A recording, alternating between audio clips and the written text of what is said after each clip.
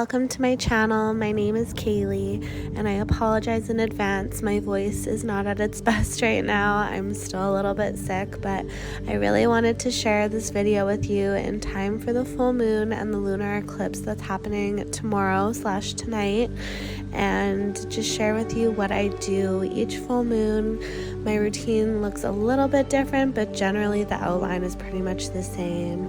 I always start off by going and getting into something cozy, usually like some soft warm pajamas, and the days leading up to a full moon and like a couple days after, I really try to prioritize just resting, taking it easy, spending time alone, reflecting, contemplating, just meditating and just recharging, taking time for myself. So the next thing that I do is get my astrology tarot cards, which I will talk a little bit about more later, and then I look at my crystals and pick the ones that I'm feeling energetically drawn to or that are calling to me.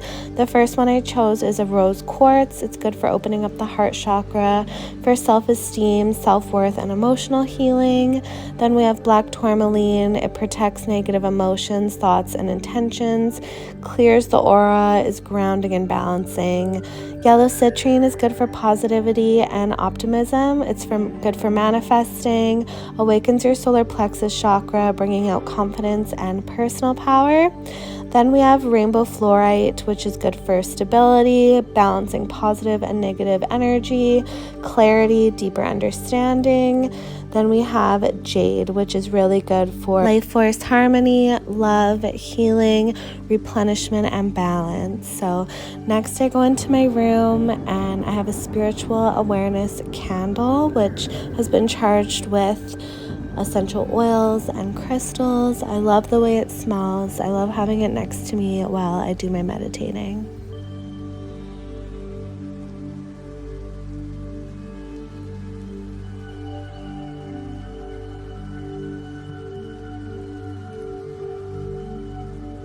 The last crystal that I chose is amethyst, which is really beneficial for Pisces, such as myself.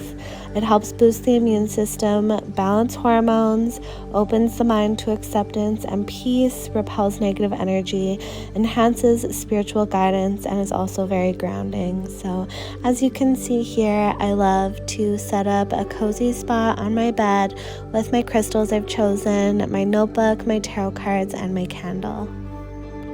Another thing to mention is I always look up what sign the full moon currently is in, just to gain a better understanding and awareness of the energy that's going on. And then I take a moment to look at the moon. I just look at it, I connect with it, close my eyes, allow whatever feelings or insights or energy to surface, and I just feel the love and the gratitude and the connection that I have with the moon. I'll lay on my bed, get cozy, and just meditate for a while. The crystals that I've chosen, I'll place on different parts of my body if they correlate with them. So the rose quartz is going on near my heart chakra. The yellow citrine will go near my solar plexus chakra. The other ones I might hold in my hands or just have next to me.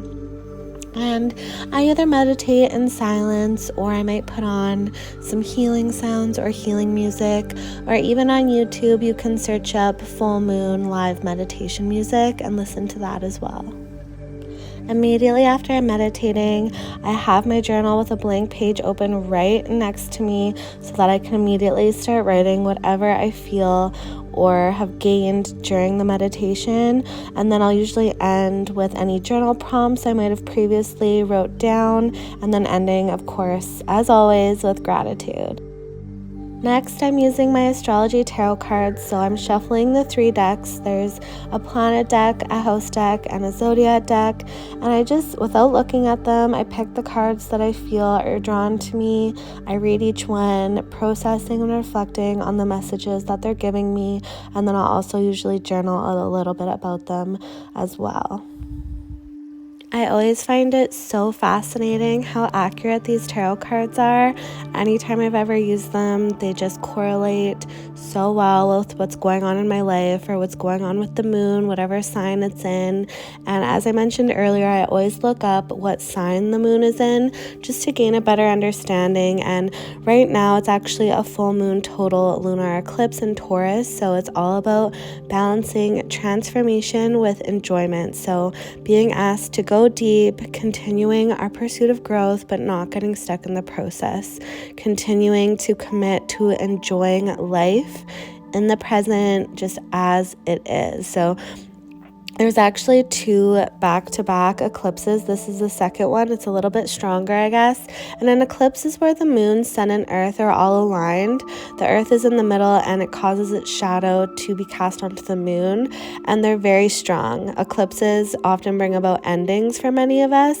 And I often like to have the mantra, I release all that no longer serves me, and just let go, allow endings to happen. Maybe things that we've been avoiding, perhaps not ready to let go of, either a pattern, an old belief or thought, relationship, friendship, maybe a project. But it also means that there are exciting new beginnings happening as well, because with every ending it brings a new beginning or a rebirth and new energy into the world. So eclipses, I guess, aren't a very good time to start something new or take a big risk, but instead going inward, connecting with yourself, with your spirit, and just being open to any messages or guidance that come to you. In general, full moons are a time to mature, transform, and release. They bring new revelations and understandings and begin the second half of the lunar cycle. So it really represents a time to witness the results of our efforts, our intentions, and then just let them go. So it's a time to slow down the rhythm of our lives, really release, let go, and welcome in the new. I personally experience each one differently. Sometimes I really need to release and I find myself crying a lot, feeling tired. I need to sleep. Other times I feel really clear and insightful and full of energy. It just depends. And then as you see here, I always put out my crystals either outside if it's nice or in the windowsill to get charged by the booth's energy and to restore the crystal's energy.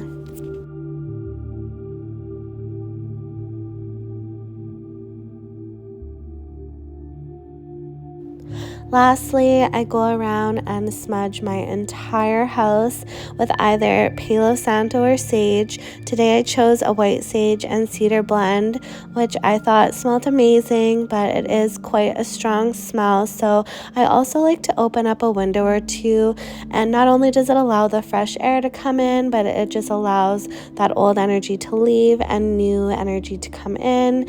And smudging is really good for just cleansing negative, old, or stagnant energy that you might have in your home. And as I was saying earlier, eclipses especially are really about bringing endings for many of us. It's about welcoming the new, letting go of the old, and smudging is a really, really good way to do that. While I smudge, I also kind of say mantras to myself, saying I release all that no longer serves me. I release all that no longer serves my home. I welcome in love and light and positive energy. And I just thank myself for making the choice to perform this ritual. Thank myself for doing my routine, being open to receiving, thanking the life force energy that I am, that the moon is as well. And thank the moon for connecting with me and for sharing its powerful energy upon this earth. So thank you so much for watching this video. Please feel free to share what your routine is or if you feel inspired to start one, and we'll see you in the next video.